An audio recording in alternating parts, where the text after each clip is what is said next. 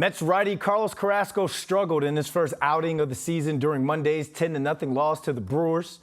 Danny Abriano is the senior editorial producer for SNY, and he joins us now to check in with us and talk about what's going down in Mets land.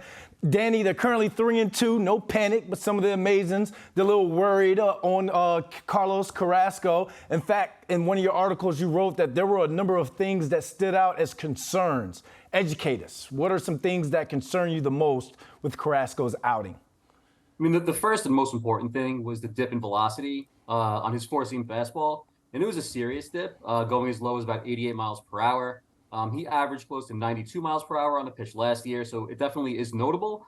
After the game, Anthony DiComo of MLB.com pointed out that he threw 8 of his four-seamers below 90 miles per hour in his start yesterday, after throwing 7 four-seam fastballs below 90, in the last 5 seasons combined. So that's definitely something to keep an eye on. There was also a failure to provide length. He went only 4 innings. Buck tried to push him at least into the 5th, if not through the 5th.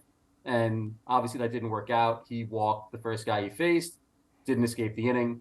And the other thing was his control and his command. He threw 96 pitches, 53 strikes to 43 balls is not the kind of ratio you want to see. So overall, just a very troubling first start for Carrasco with the Mets here.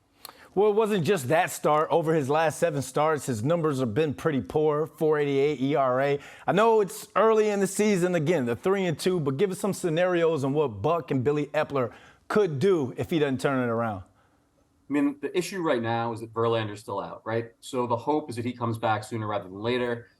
He and the team think it's going to be a short-term thing. And if it is, they'll have an option if Carrasco continues to falter. But let's be clear, he was a key cog in that rotation last year up until August 15th. After that, he struggled really, really badly in his final 7 starts. His ERA was near 5. He didn't provide length. He had starts ranging from 2 to 4 innings. It wasn't a great scene.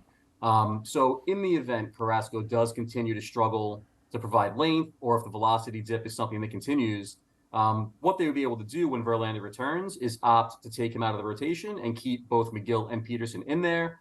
And then if and when Quintana comes back, he'd be another option. But their depth right now is not great. So he and they should hope that he can get over this very, very quickly and not have this linger.